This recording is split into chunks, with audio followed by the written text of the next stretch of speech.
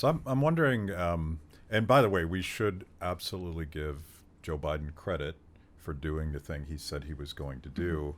I'm quite surprised by it, actually, because when he shifted the deadline away from the agreed upon date that the Trump administration had established, I'm like, okay, I see what's going to happen here. He's just going to keep moving the deadline.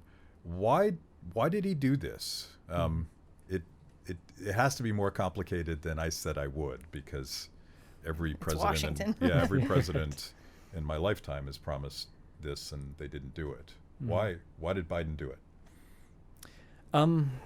I think that part of it was that part of it was CYA. Part of it was that he was pulling out, and to have sent the troops back in after all that to say, just actually, you know what? So sorry, we're actually going to get the boots back on the ground.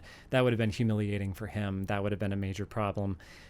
I think that he was probably eager to fulfill a campaign promise that he made. But I also, and again, I have no inclination to praise Joe Biden. I didn't vote for him. I don't like him. I'm not trying to defend him in any way. I have a difficult time having watched that speech that he made a few nights ago and not think this is somebody who, at least on this one issue, gets it.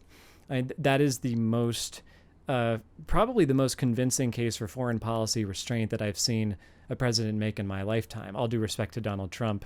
It was kind of remarkable to watch. I mean, every time I turn on the guy, I tend to cringe, and all of a sudden I'm just sitting there nodding along with everything he's saying. And he didn't have to do that, right? He could have given some mealy-mouthed statement or stayed on vacation or let his underlings, let the Defense Department and the State Department handle it.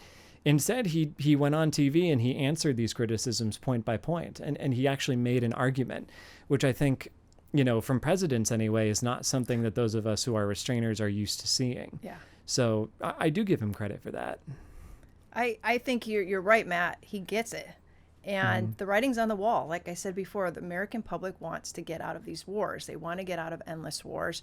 This was obvious in 2016 when Donald Trump was running, and he called out George Bush as being a liar for getting us into Iraq, and he called Iraq a failure right there on the debate stage. And everybody in the blob was like, ooh, it's the end of Donald Trump. And he actually went up a few points after that. Yeah. And then it was like, ooh, this whole getting out of endless wars thing actually has traction. And so he ended up building a whole base on the right of people who hadn't been actively against the war before, or they had been but had no way to vocalize it. And so I think everyone on the debate stage on both sides and of these last few elections have mouthed it in some way. And I think Biden knew that he's got the backing of the American people.